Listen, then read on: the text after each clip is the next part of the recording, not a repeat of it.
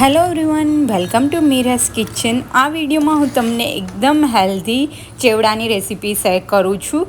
આ સાતમ આઠમમાં તમે જો ક્યાંય બહાર જવાના હોય તો આવી રીતના તમે ચેવડો બનાવી અને સાથે કેરી કરી શકો. પ્લસ કોઈ ગેસ્ટ આવવાના હોય તો એને બી સર્વ કરી શકો. અને હા, તમે આ દાળિયા સ્કીપ કરો તો વ્રતમાં બી ખાઈ શકશો. એટલું ફાઇન આ ચેવડો બનશે અને પ્લસ પ્રોટીનથી ભરપૂર. તો અત્યારે મેં એક મોટું બાઉલ જેટલું મખાણા લઈ લીધા છે અને મખાનાને આપણે એમ જ રોસ્ટ કરવાના છે. એકદમ ક્રિસ્પી થઈ જાય આવી રીતના ત્યાં સુધી રોસ્ટ કરી લીધા છે, મીડિયમથી સ્લો ફ્લેમ ઉપર જ.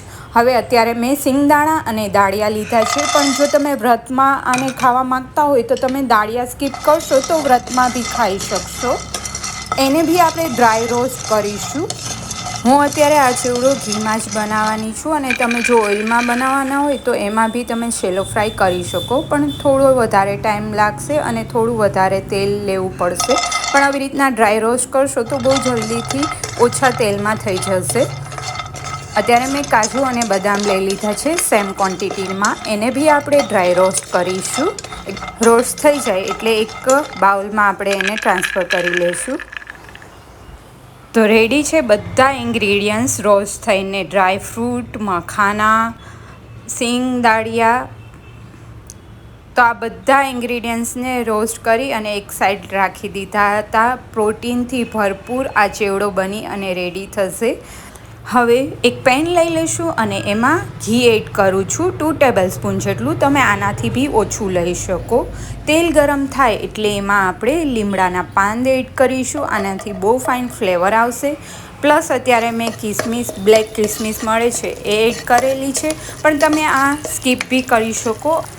બ્લેક કિસમિસને ખાસ ફ્રાય કરવાની. જો પોચી રહેશે તો તમારો ચેવડો બી પોચો પડી જશે એના લીધે. હવે દાળિયા અને દાણા સિંગદાણા લીધા હતા એને થોડી વાર માટે ઘીમાં સોતે કરી લઈશું. જો તમે પહેલાં એને ડ્રાય રોસ્ટ ના કર્યા હોય તો ડાયરેક્ટલી આમાં બી કરી શકો, પણ આમાં થોડો એવો ટાઈમ વધારે લાગશે. થોડી વાર વધારે એને રોસ્ટ કરવાના. પછી થોડી વાર પછી આપણે એમાં ડ્રાયફ્રૂટ એડ કરી દઈશું. કાજુ અને બદામ મેં અત્યારે લીધા છે સેમ ક્વોન્ટિટીમાં, એ એડ કરી દઈશું અને એને બી 2 થી 3 મિનિટ માટે એમ જ સોતે કરીશું ઘીમાં. પછી એમાં મસાલા કરી લઈએ. હળદર, હિંગ એડ કરી દઈશું as per the test. Properly બધું મિક્સઅપ કરી દઈશું. તમારા કિડ્સને બી આવી રીતના હેલ્ધી વર્ઝન ચેવડાનું સર્વ કરી શકો. મમરાને એવું આપતા હોઈએ છે, પણ આવી રીતના યુનિક વે ટ્રાય કરશો તો કિડ્સ ઇઝીલી ખાઈ જશે. અને પ્લસ આમાં આપણે ડ્રાયફ્રૂટ બી એડ કર્યા છે અને ફાઇનલી મખાના એડ કરી દઈશું. જો તમે ઘી અથવા તો તેલ ઓછું એડ લેશો તો પ્રોપરલી કદાચ મખાના કોટ નહીં થાય. એટલે જો તમારે પ્રોપરલી કોટેડ જોતા હોય કલરમાં તો થોડું ઘી અથવા તો તેલ જે લ્યો એ થોડું વધારે લેવાનું. 2 ટેબલ સ્પૂન જેટલું લેશો એટલે પરફેક્ટ થઈ જશે કોટ. આ ચેવડો છે એકદમ સ્ટમક ફિલિંગ પ્લસ હેલ્ધી, પ્રોટીનથી ભરપૂર બનશે.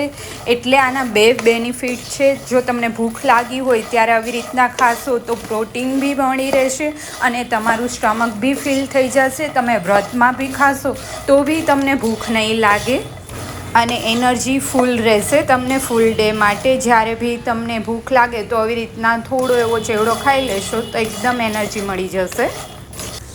સોલ્ટ એડ કરી દઈશું. તમે સંચળ પાવડર બી થોડો એડ કરી શકો અને મરી પાવડર બી એડ કરી શકો. અત્યારે મેં ખાલી લાલ મરચું પાવડર હું એડ કરું છું. તમારા ટેસ્ટ પ્રમાણે તીખું તમને જેટલું ગમતું હોય એ રીતના એડ કરવાનું રહેશે. તો રેડી છે એકદમ હેલ્ધી, પ્રોટીનથી ભરપૂર અને ફૂલ ઓફ એનર્જી આપે એવો ચેવડો. તો આપ બી આ રેસીપી ટ્રાય કરજો અને કમેન્ટ કરી અને જણાવજો મને. Thank you for watching my video.